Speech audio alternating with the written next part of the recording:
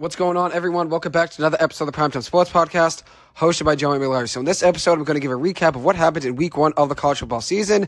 I'll give a breakdown of about 15 to 18 games, and then I'm going to give a preview of some Week 2 matchups to keep your eye on with some of those teams that I'm going to mention, how they played in Week 1. I'm going to preview some of their games for Week 2. So let's start off with Boston College. A big loss to start the season to Northern Illinois. Very disappointing game for BC, losing that game 27-24 in overtime last weekend. Emmett Moorhead was the starting quarterback for BC, but he was taken out after just a couple series for backup quarterback Thomas Castellanos. Moorhead still did return to the game and came in the second half, but he did end up getting benched, though, in the first half at one point. Castellanos comes in. The offense did struggle to hit receivers all day. There were open receivers on a good amount of routes. I watched a lot of the film afterwards since I did have to leave the game early, unfortunately, for a draft. And both quarterbacks, Moorhead and Castellanos, struggled to hit open receivers. You can't win many games when your starting quarterback and your backup quarterback can't make plays and hit open receivers 5 yards downfield. You have to find them and get them the ball and see what they could do. But both quarterbacks did struggle with accuracy in this game. Moorhead was 4 for 10 for 30 passing yards. Castellanos, who was a transfer quarterback from UCF, was 13 of 28 passing in this game with 138 passing yards, 2 touchdowns, and an interception. He struggled with accuracy, as I said, as well, missing open receivers just like Moorhead. He was very effective, though, with his legs. 9 carries for 67 yards and a touchdown. Did have a bad play, though. He did throw an interception. He just kind of threw it deep, wanted to see what was there, and it was picked off. Not really the best play there by Castellanos. But even though he did have some misses, he did move the ball better than Moorhead did. So, at the end of the day, I think Castellanos probably should be the starter quarterback this week against Holy Cross. Maybe that is an over-exaggeration. Maybe Moorhead still gets a start, and we'll see what happens there. But based on the film from last week, I'd say Castellanos is better than what Moorhead gave BC last week. And it's not just the numbers. It's also the eye test when you're watching the game. Moorhead was missing guys left and right. Castellanos did as well, but he was effective with his legs and did have a couple passing touchdowns, which is obviously huge, and a rushing touchdown as well, and got BC back in the game. I'm disappointed in the way Moorhead played. I wasn't completely on board with him last year. I know a lot of people were on board with either him or Jakovic. Some people sided with Jakovic. Some people sided with Moorhead. I didn't really see either one being a stud quarterback, but I thought Moorhead might have been the better option. And when you watch Moorhead's film from last week, I mean, he really struggled. I thought he could take a step up this year, and maybe he still can. It's still early in the season. It's only week 1, now week 2. You can't completely lose hope in a team after 1 week or an offense in 1 week. There's still a lot of season left and time to get back on track. And maybe Moorhead can get himself back on track. It's only week 1, as I said. But BC should have won that game. With better quarterback play, they win that game. Credit to Northern Illinois, though. They played hard, came in on the road, started out the season with a win, and also picked up $1.1 million in the process. Boston College paid Northern Illinois $1.1 million to come to Chestnut Hill, and they end up winning the game. One good thing for Boston College is that their offensive line did look good. It looked better than last year, which is huge. The offense did struggle, though, passing the ball, as I said. Just 168 passing yards in the game. In a game that went to overtime. 4 quarters in overtime, and BC had 170 passing yards on offense. BC's defense looked good for the most part. Gave up just 7 points in the first half, but Northern Illinois did score 20 points between the second half and overtime. But I think the offense is more of a worry in my eyes. They need to be better on offense. That's what it comes down to. But as I said, credit to Northern Illinois. They came in on the road after a 3-9 season last year and found a way to win. After winning the MAC 2 years ago, they struggled last season with a 3-9 record, and they started off this year with a huge upset win at Alumni Stadium over BC. So credit to them. And Tyrell Brown was dangerous to them out of the backfield. He had 16 carries for 53 yards and a touchdown. Also adding in a 7-yard touchdown reception as well. On a nice play, it was actually a wildcat play with running back Justin Lynch in the backfield taking the ball and throwing it to Ontario Brown for a touchdown. Quarterback Rocky Lombardi did have a rushing touchdown for Northern Illinois in this game and 165 passing yards on the day as well. Boston College now faces Holy Cross tomorrow at noon. They need to recover. They need to get a win tomorrow at Alumni Stadium. And it's never going to be easy to win a game when your offense can't move the ball since quarterbacks are missing open receivers, but they have to find a way to put a win together tomorrow. Because no excuses. You can't lose to Holy Cross tomorrow. Even though Holy Cross is one of the best FCS programs last season, they were undefeated in the regular season, and they're 1-0 on the year, beating Merrimack last week 42-20. You can't let BC lose this game. BC should dominate this game just based off of speed and talent. But it's hard to use the word dominate when Boston College's offense doesn't have it all together right now. And you're playing a Holy Cross program that's very well coached. Bob Chesney, the head coach for Holy Cross, led them to an undefeated season last year in the regular season, and they made it to the SCS tournament last year, which is very impressive. Quarterback Matthew Sluka had a great season last year, was actually a finalist for the Walter Payton Award winner last year. Had a great year passing the ball, 2,500 passing yards and 26 touchdowns, also adding in 1,000 yards on the ground. He's a dangerous guy and a guy to keep your eye on. As for BC, I think they should win this game. I'm going to roll with BC winning this one. I think it'll be close for the most part for most of the game, but I think BC pulls away in the fourth quarter with a big score maybe with 5 or 6 minutes to go. I'm going to say BC wins this game 30-20, but they cannot take Holy Cross lightly. And they're not the same program BC played back then in 2018 when BC beat them 62-14 in the 2018 season. They're a lot better, and they're a lot more respected now than they were back then. And back then, BC had A.J. Dillon at running back, running for 150 yards and 3 touchdowns. You don't have the same team you had back then. BC's offense is much different now than they were back then in 2018. And you don't have the same quarterback. Anthony Brown was such an underrated quarterback. He got a lot of slack from fans and the media, but I thought he was one of the best quarterbacks that BC's had. And I think the best quarterback BC's had in the last 15 years since Matt Ryan left, I'd say it was Anthony Brown. And that could be a hot take to some people. I'm fine saying that, though. Anthony Brown was a great quarterback for BC. I know the run game was a big part of BC's offense back then. It obviously made it easier on Anthony Brown, but he was a very good quarterback, used his legs well, and put up big numbers for BC when he was the starting quarterback. He was such an underrated player, and as I said, the best quarterback BC's had in the last 15 years was Anthony Brown. And also, during the Anthony Brown tenure, Boston College was ranked at one point, which they never were with Phil Dracovic, never were with Patrick Tolles, never were with Emmett Moorhead, never were with Dennis Grosel. The last time they were ranked was the 2018 season. The highest they got was actually 17 at one point in that year. But since then, 2018, they've never been ranked. And before that 2018 season, 2008 was the last time they were ranked. And if you look at Anthony Brown's numbers as a starting quarterback for BC, in 3 years as the starter, he played in 28 games with 40 passing touchdowns and 20 interceptions, also adding in 4 rushing touchdowns as well in those 3 years. He was a very good quarterback for BC, didn't get the credit he deserved, and then he went to Oregon and was very good in the 2021 season with 18 passing touchdowns and 7 interceptions, also adding in 9 rushing touchdowns as well and 700 yards on the ground. BC never really fully unlocked his potential on the ground, goes to Oregon in his second year there with that program, really put up big numbers on the ground running-wise. But Anthony Brown was underrated for BC, and BC obviously doesn't have A.J. Dillon in the backfield. So it's a very different BC team than the last time they played Holy Cross, and Holy Cross is obviously much better now than they were back then. So I think it's going to be a close game, but I think BC should win this game. And I'm expecting a big sack or two from Shida Salah, a defensive lineman for BC that I think is going to be a big piece of that Boston College defensive line this year, has the built-in size to absolutely dominate as an edge rusher. So now I'm going to move on and talk about the Colorado Buffaloes win over the number 17 team in the country, TCU, last week. Colorado won that game 45-42. Surprise win for Colorado, who were heavy underdogs in that game. Even though TCU is not the same team that lost in the national championship last year, they lost a lot of talent. They do still have talent on both sides of the ball, even though they don't have really that many returners coming back, especially on offense. But they still have talent, and they were also the home team in this game. And Colorado was a heavy underdog in this match. But they found a way to come out with a win. TCU only returned 3 starters on offense, and they returned, I believe, 7 or 8 guys on defense. But the defense wasn't great last year. They ranked 90th in scoring defense last year. So they struggled last year defensively, but their offense was lethal last year. And obviously they lost Max Duggan, lost Keandre Miller, and lost their best wide receiver, Quentin Johnston. So they lost a lot of talent over the last year on offense. But all in all, it's still an impressive win by Deion Sanders. His first time coaching in the FBS, being the head coach for Colorado, and he gets a win over the team that was the runner-up last year in the FBS, TCU, who lost in the national championship game. And they still have Sonny Dykes as their head coach, and they still have talent on both sides of the ball. So it's an impressive win there for Deion, beating Dykes and beating that TCU team that still has talent, even if they lost a lot on offense over the last year. I thought Colorado would win around 4 games this year and go over their win total, but starting off with a win like that last week is obviously huge. And now everyone will patiently be watching their game this week and see what they do next week. Colorado is now ranked number 22 in the country after that win. So credit to Deion Sanders. Credit to the program for working the transfer portal and getting production out of every player in their roster. Shedeur Sanders, the starting quarterback for Colorado, was great last week. He's the son of Deion Sanders.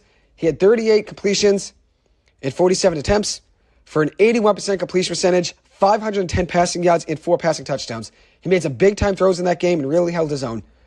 And then they also have a really unique player, a cornerback / wide receiver, Travis Hunter, who plays both sides of the ball as a DB and wide receiver.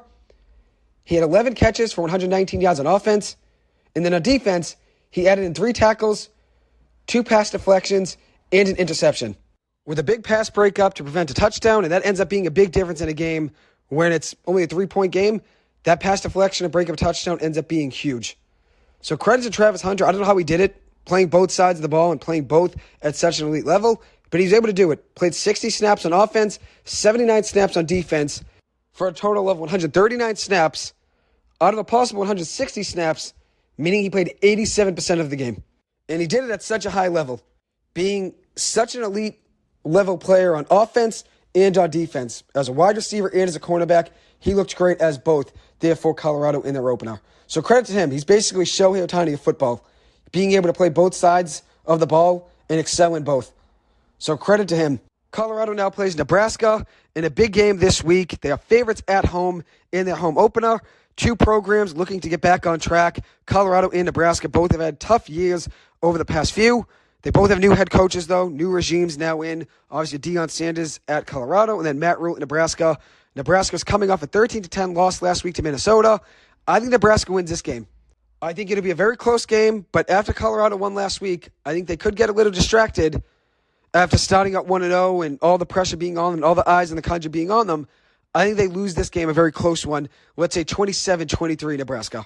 And that's a Nebraska team. It's not really that great. They're still rebuilding, but I think Colorado might get a little distracted with all the attention they've got over the last week. But Deion Sanders, credit to him. Obviously a great head coach, and he's rebuilding that program. Obviously doing it in just one game gets them a big win, gets them back in relevance. So credit to Deion Sanders. So now I'm going to move on and talk about a big upset win, that being Duke taking down the number 9 team in the country, Clemson, 28-7, handing Duke their first win over a top 10 team since 1989. And that was also their first win over Clemson since 2004. Duke was up 13-7 going into the fourth quarter, and then they outscored Clemson 15-0 in the last quarter of the game, behind 2 touchdown runs from Jaquez Moore and Jordan Waters for Duke. 2 running backs of Duke that had good nights, and 2 big touchdowns to give Duke the win, winning that game 28-7. Quarterback Riley Leonard didn't even have that great of a night. Didn't have his best night passing the ball at all. And the Duke Blue Devils were still able to win this game. So I think Duke's going to be a very dangerous team. Once Leonard gets everything together passing-wise, they're going to be very dangerous. Leonard finished the game 17 of 33 passing for 51% completion percentage and 175 passing yards. No touchdowns, no picks. But he did add in an electric 44-yard touchdown run. A ridiculous run that was the highlight of the night there for Duke. And I saw Duke being an 8-4 team. That was my prediction last week, and I really liked Riley Leonard and what I saw out of him last year. I thought he'd take a big step up this year and be a potential Heisman candidate. And he proved last week that even when he has a bad night, that Duke team could still be good and he could still make plays, like that 44-yard touchdown run. He's going to get the passing back on track, and he'll be fine. One thing that was funny was after the game, he said in the post-game interview that he forgot to turn in his homework and didn't get to do it, and he asked his professor, Professor Taylor, if he could turn it in late. And he did it live in the post-game interview. And then Professor Taylor, jokingly, I think at least, said in a response to him, put out a video saying there were other linemen in the class that did the homework before the game and were responsible enough to get it done before the game, unlike the quarterback, Riley Leonard. I think it was a joke, though. I think he'll give him a break, at least I hope, considering how good of a night Riley Leonard had. As for Clemson, now this puts into question, is their dynasty over? I think it's at least in trouble. They only could score 7 points, and they dropped from number 9 in the country to number 25. And they played Charleston Southern this week, so they should get a big win and probably get themselves back in like the 22 range, 23 range. But their offense didn't look great at all with Cade Klubnik at quarterback. He finished with 209 passing yards and a touchdown and a pick. They relied heavily on running back Will Shipley, who was 17 carries for 114 yards on the ground, and also added 6 catches for 29 yards and a touchdown in the air as well. He was relied on heavily. And one thing that Dabo Swinney isn't a fan of is the transfer portal. But that's just the way college sports are trending. You have to be able to recruit out of the transfer portal. He has to make an adjustment. And without Trevor Lawrence and Deshaun Watson, this program hasn't been the same powerhouse that they were in years past. It didn't really work with DJ Uiagalelei, and I'm not really a big fan of Cade Klubnik, so I'm not really too sure it's going to work with him either at quarterback. Duke now plays Lafayette at home tomorrow night at 6 o'clock. I think they get a big win there. Lafayette is 1-0, beating Sacred Heart last week 19-14. I think Duke gets a big win in this game. They're now ranked number 21 in the country. I see a big win for them in this game with maybe 4 touchdowns from Riley Leonard, who I think is going to have a very, very good year for them on offense. Even if he struggled last week, I think he'll get himself back on track this week and have a big game passing the ball. And even though Lafayette isn't a big opponent, you can still throw touchdowns and get some confidence and get yourself back on track, get more chemistry with receivers, and get a feel for the game a little better passing the ball. It's obviously different than it was last year. You have different receivers, different offensive line, probably don't have the same team that you did last year. It takes some time to get chemistry, but I think he'll figure it out this week and throw maybe for 3 or 4 touchdowns. So now I'm going to move on and talk about Florida State, who got a big win last week over LSU, winning that game 45-24. Florida State is a team that I thought would win this game, but I didn't think they would dominate like this in this game. I thought it would be a little bit closer. So what a showing for the Seminoles on offense and defense, winning that game by 3 touchdowns, 45-24. Jordan Travis was electric at quarterback, 23 for 31 passing for 342 passing yards, 4 passing touchdowns, an interception, and he also added in 7 carries for 38 yards and a touchdown on the ground. What a start to the season for him, a guy that I predicted to win the Davey O'Brien Award for the best quarterback in the country, and what a start to the season. That's definitely in reach. And even though this is just one game, can't really overreact to just one game, as I've said now a few times, that was a great game last week. Threw an interception, but 5 total touchdowns with 380 yards on offense against LSU, the number 5 team in the country. That was very impressive. And obviously that game puts him in the Heisman leaderboard as well. One guy I wanted to mention was Michigan State transfer wide receiver Keon Coleman, who I mentioned last week in the preview of the game, if I remember right. And he had 9 catches in that game last week against LSU for 122 yards and 3 touchdowns. So what a showing from him. A guy that I liked a lot to ball out this year for the Seminoles, and he was unguardable in the first game last week. As for LSU, they were the number 5 team in the country before this game, but this loss is tough to start the year. And even though one of these teams, whether it was LSU or Florida State, was going to lose this game, they were still going to be one of the top teams in the country and still have a chance to make the college football playoff. But this loss definitely makes it harder to get there when you're starting off the season with a loss. And even though it's against a great team, as I said, it is tough to start off the year 0-1 because now the pressure is on you to really get things turned around quickly. Jaden Daniels, the quarterback for LSU, had 346 passing yards and a touchdown with an interception, also adding in 64 yards on the ground. I said in the episode last week that I wasn't really that confident in him this year, and I think last week validated it for me. I don't see him being the guy that gets them to the college football playoff. I'm not really as confident in him this year as most people were heading into this season. But we'll see. It's only 1 week. Maybe he gets himself back on track. But just 1 touchdown and an interception last week, that's obviously tough. The yards were there, passing and rushing-wise, but you need to get more touchdown scores. Wide receiver Brian Thomas Jr. was his top receiver on the night. 7 catches and 142 yards and a touchdown. LSU now plays Grambling State. Will probably get themselves back on track with a big win there. And then Florida State will play Southern Miss.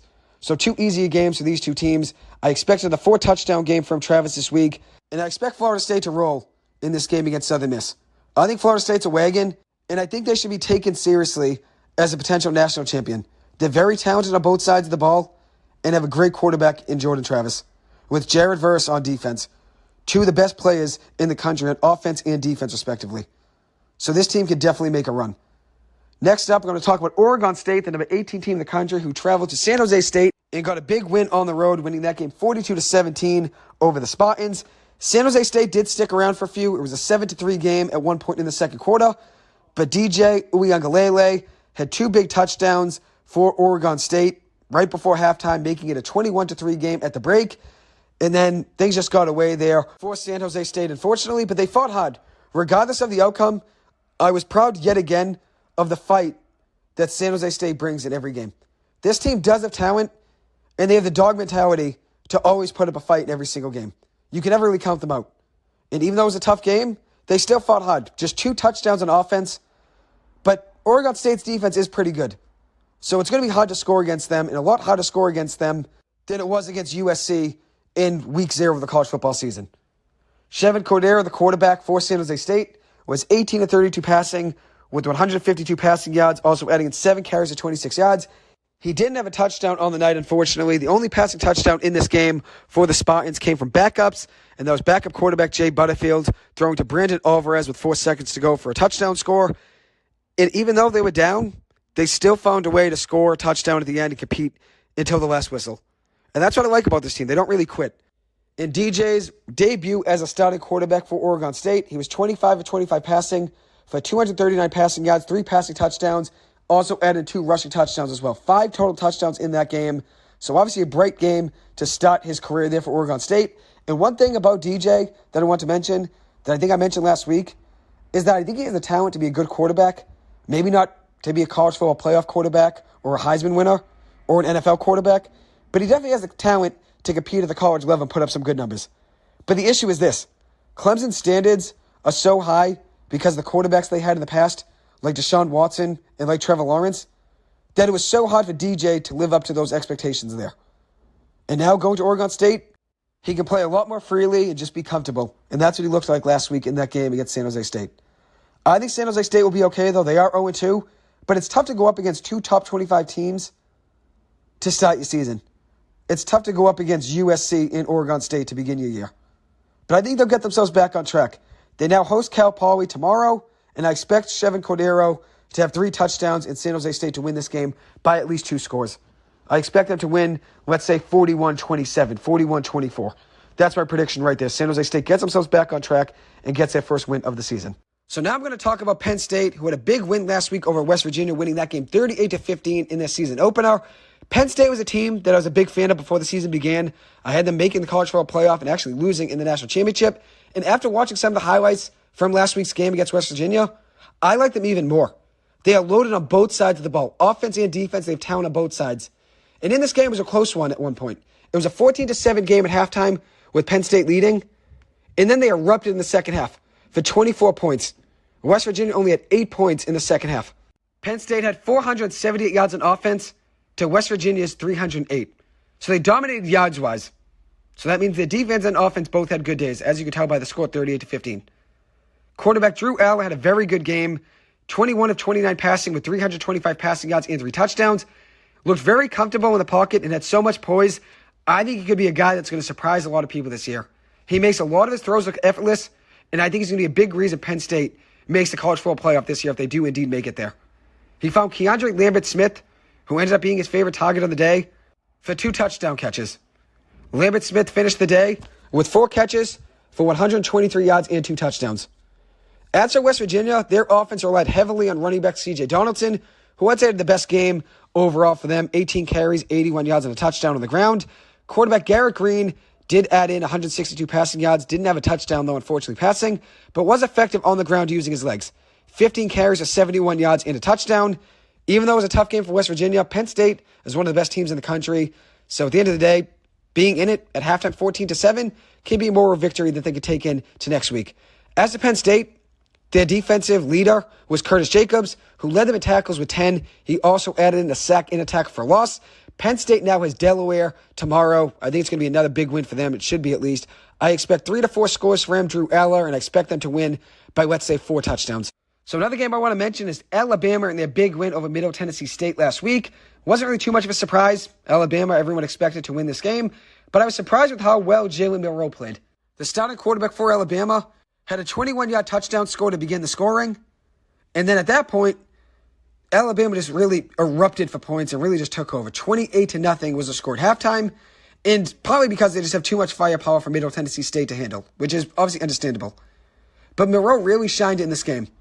13 of 18 passing for 194 passing yards, 3 passing touchdowns, also adding in 7 carries for 48 yards and 2 touchdowns on the ground.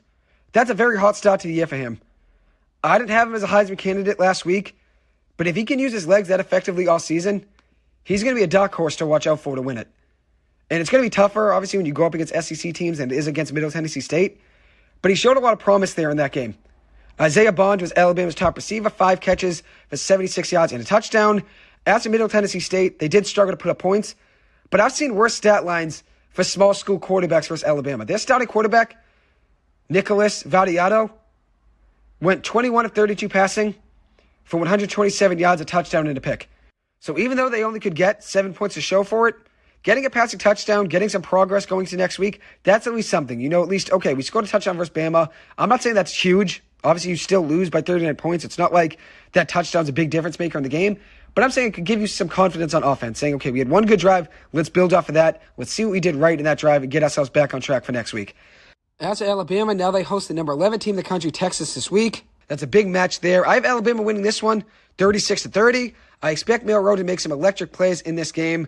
Texas is coming off a 37-10 win over Rice last week, where quarterback Quinn Ewers went 16 of 30 passing for 260 passing yards, 3 passing touchdowns, and a rushing touchdown. So 4 total touchdowns in the game there for Ewers.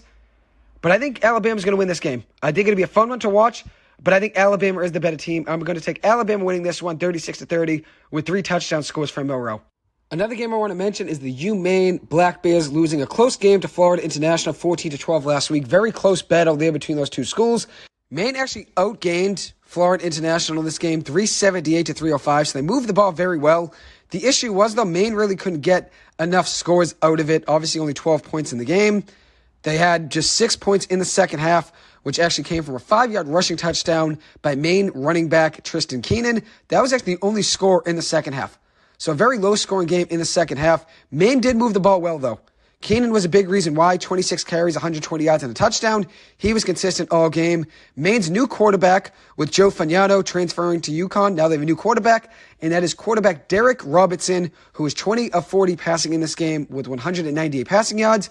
Maine is still a team that plays hard and fights. Even though they lost this game, I'm impressed, though, with their fight. Only lose this game by 2 points. They're underdogs, and they found a way to travel on the road to Florida International and still be in it. FIU's quarterback was Keon Jenkins, who had 296 passing yards, 2 passing touchdowns, and a pick. His main target on the night was wide receiver Chris Mitchell, who had a monster game, 9 catches for 201 yards and 2 touchdowns. Maine now travels to North Dakota State for a big game tomorrow at 3:30 p.m. on the road. That's a difficult team to face, especially on the road. We'll see what Maine can do in this game, but I expect a fight out of them. They were able to move the ball against an FBS team last week at Florida International. Now they're playing an FCS powerhouse in North Dakota State. We'll see how they do. They've been able to move the ball against bigger schools than they are over the past few years. Like against BC, they were able to move the ball. We'll see what they do tomorrow versus North Dakota State, but you can never count that team out. Another local team lost a game last week, and that was UMass getting demolished by Auburn, 59-14. It was kind of expected, though. I don't think anybody saw them going down to Auburn and winning that game. Auburn was actually close, though, in this one. It was 10-7 Auburn after the first quarter. But after that, going into the second quarter, that's when the Tigers' offense really just erupted. 21 points in the second quarter, 21 points in the third quarter for Auburn. So 42 points between the second and third quarters. UMass's offense did have 301 yards total in the game, which is impressive.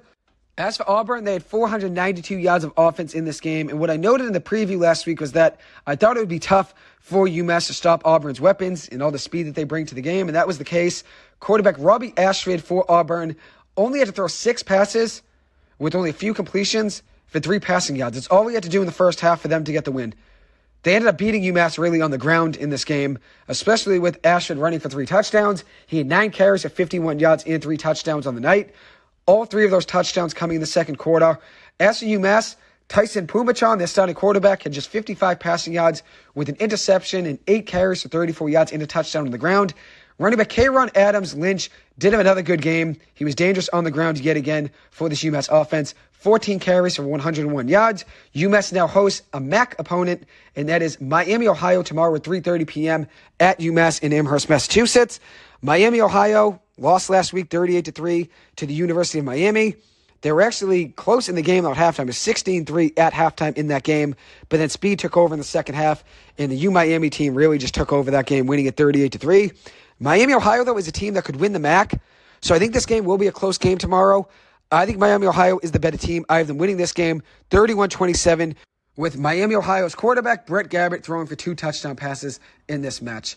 Next up is Louisville. They ended up having a big win over Georgia Tech last week, winning that game 39-34. Georgia Tech was up in this one 28-13 at halftime, scoring all 28 of their points in the first half, all in the second quarter. So the 28 points they scored in the first half, it all came in the second quarter. They're up 28-13 going into the break. Georgia Tech running back Travion Cooley had 2 rushing touchdowns in the second quarter. He was tough for Louisville to stop in this one. Actually, former Louisville running back as well, which obviously is an interesting thing there going up against his former team.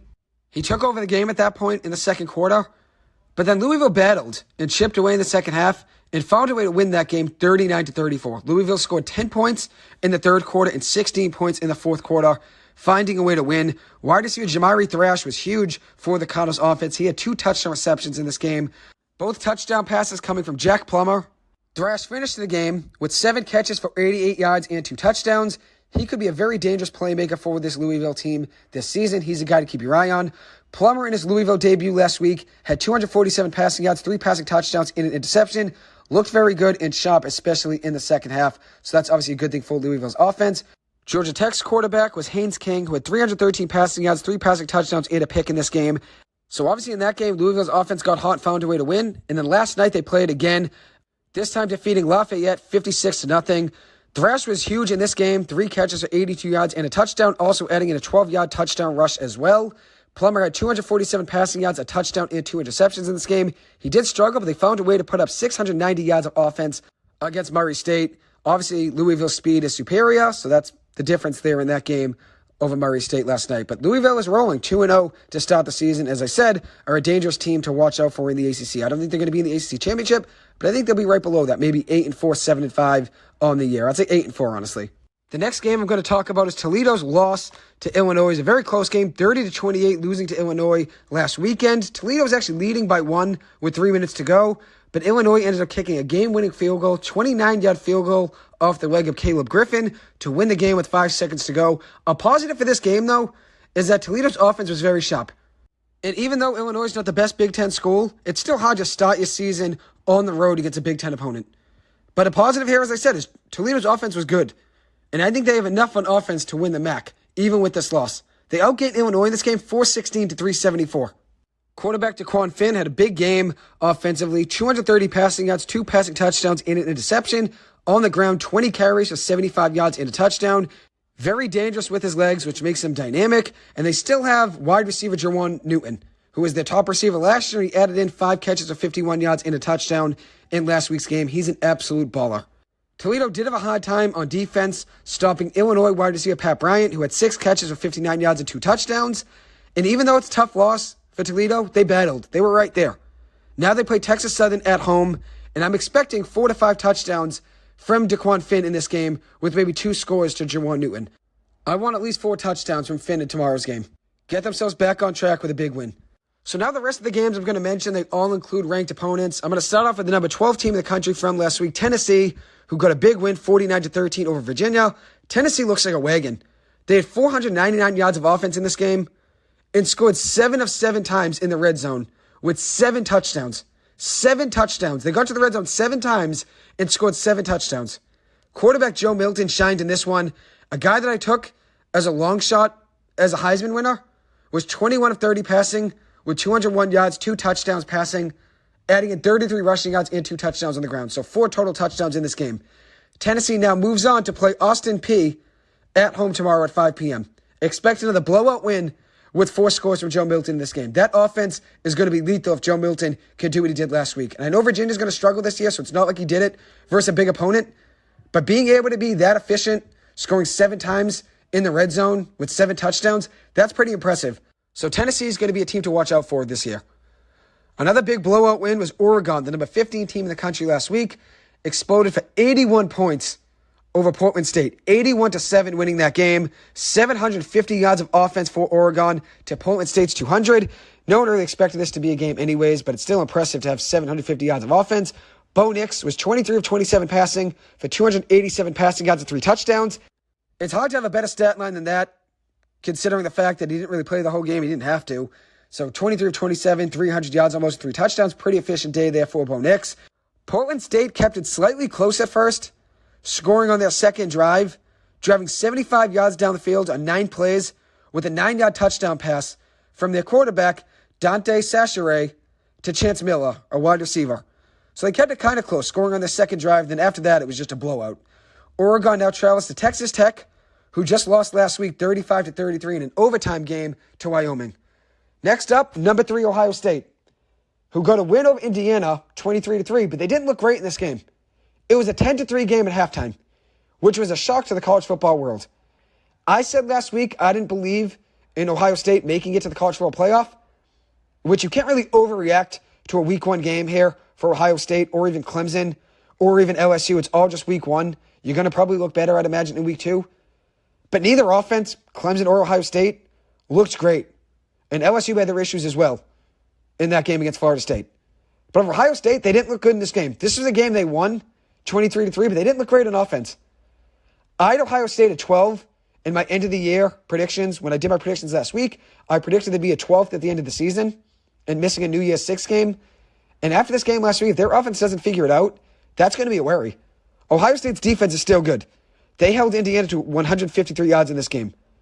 But the problem is Ohio State's offense. They have to put up more points on the board. Just 23 points versus Indiana is honestly disappointing. Quarterback Kyle McCord had 239 passing yards, no touchdowns, and a pick. And then wide receiver Marvin Harrison Jr. had an underwhelming stat line, 2 catches for 18 yards.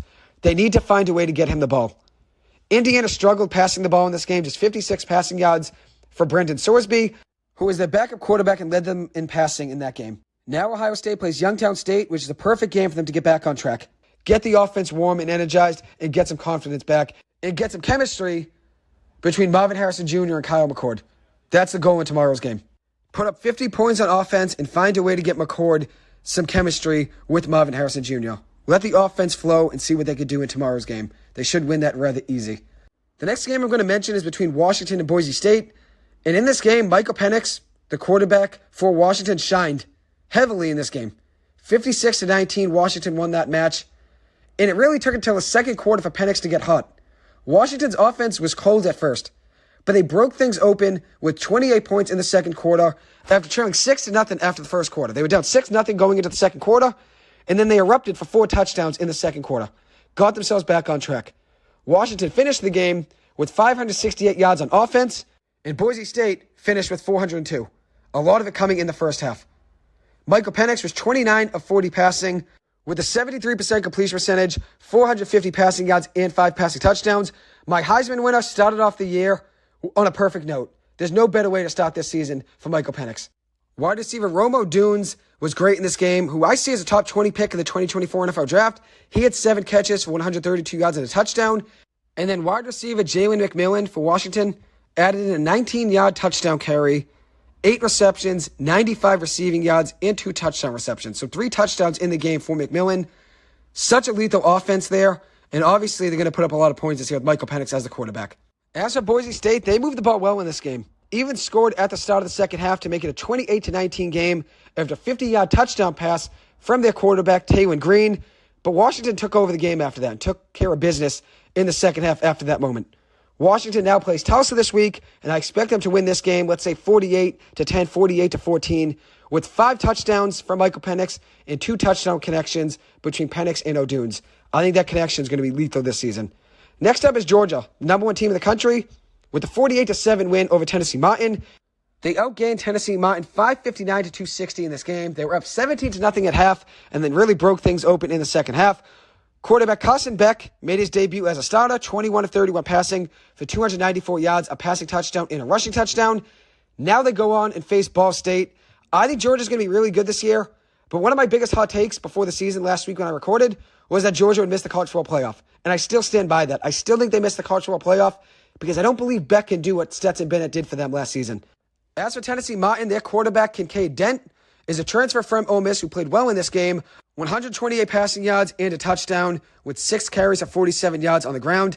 You look at that stat line and see it's not really a great game, but considering he's going up against the best defense in the country in Georgia, it's hard to go up against that defense and have crazy numbers. That's a good stat line for a quarterback from a small school against Georgia, especially when you play for Tennessee Martin, a small school, heavy underdog. To not throw a pick in that game, throw over 120 yards and a touchdown with 6 carries of 47 yards, you'll take that. Next up is the number 6 team in the country, USC, running up the score on Nevada last week, 66-14. Not much of a surprise here, but USC's offense continues to stay lethal. 2 games now, and they're putting up heavy points in both of those games. Not really shocking, considering they're going up against Nevada, and obviously San Jose State, who I thought would give them a game. That was my prediction. I thought San Jose State would be more in that game from week 0. But against Nevada, I figured USC would win this game rather big. And Caleb Williams shined yet again. 5 passing touchdowns with 319 passing yards and 3 carries of 42 yards on the ground. Wide receiver Zachariah Branch for USC added in another touchdown reception, this time for 22 yards. Nevada was still able to relatively move the ball, though. One thing here is that Nevada wasn't going to be able to keep up with USC's offense, but I thought they could move the ball a little bit on USC's defense. And they kind of did that. 360 yards on offense for Nevada, led by running back Sean Dollars, who had 9 carries for 33 yards and a touchdown. Also added in 3 catches for 35 yards in the game. The USC defense is an issue, and I think that's what needs to improve with this team. Their offense is unreal. 668 yards of offense last week. You can't ask them to do any more. But when you get to some bigger games towards the end of the year, especially in Pac-12 games, and when you look at their schedule, they have to play Colorado, at Notre Dame, home versus Utah, home versus Washington, and at Oregon. They have a lot of tough games there. So they have to figure out a way to play better defense. That was their problem last year, and we'll see if that's going to be their problem again this year. USC now faces Stanford this week and are heavy favorites. Stanford actually won their game last week over Hawaii, 37-24, but I think USC wins this game. I'm going to go 45-24 USC. And now the last game I'm going to mention is UNC versus South Carolina. North Carolina versus South Carolina. The number 21 team in the country, UNC, picked up the win last week over South Carolina in this game, 31-17. UNC's offense put up 437 yards and scored 31 points despite 2 turnovers from Drake May, their starting quarterback. He finished the game 24 of 32 passing for just about 270 passing yards, 2 passing touchdowns, and 2 picks. South Carolina quarterback Spencer Rattler was 30 of 39 passing for 353 yards, no touchdowns and no interceptions. His favorite target on the day was Xavier Leggett, and I apologize if I'm pronouncing that wrong, but Leggett was his favorite receiver of the day, 9 catches for 178 yards. South Carolina's 2 touchdowns came on the ground, both rushing touchdowns. So you need more from Spencer Rattler. You need a passing touchdown. You need a couple passing touchdowns from him to stay in this game, and you didn't get that. They were led, though, by their running backs with 2 rushing touchdowns. But they only scored just 3 points in the second half, South Carolina. Just 3 points in the second half. It was a 17-14 game at half with UNC leading after a 34-yard touchdown pass from Drake May. And then USC comes out in the second half and only scores 3 points. So South Carolina has to be better in the second half. I thought UNC would win this game by at least a touchdown. They ended up winning it by 2 touchdowns. And now they will face Appalachian State in their home opener this week. Appalachian State started out with a win last week over Gardner-Webb, winning that game 45-24. I think UNC wins this game. I'm going to go 41-24. 41-24 with Drake May throwing for 4 touchdowns. One news story I want to mention with UNC before I close is that they will not have Kent State transfer wide receiver Devontae Walker for this season. He is ineligible according to the NCAA. They denied his request to get eligibility, and that's obviously a tough break. And it's unfortunate for UNC because it seems like everybody that wants to transfer is able to play right away and gets eligibility. But I guess that's not the case for Devontae Walker. It seems like it's different for him for some reason, which that's a problem. It seems like everybody can transfer nowadays and get eligibility right away. And then there's a handful of stories you hear of guys that don't get eligibility granted to them. And Devontae Walker is another example. So that's obviously tough there. And that's a big loss for UNC. But I still think they're going to have a good year. And Drake May, he's found ways to put up points even without Devontae Walker. Obviously last year, not having Walker, he was still at Kent State.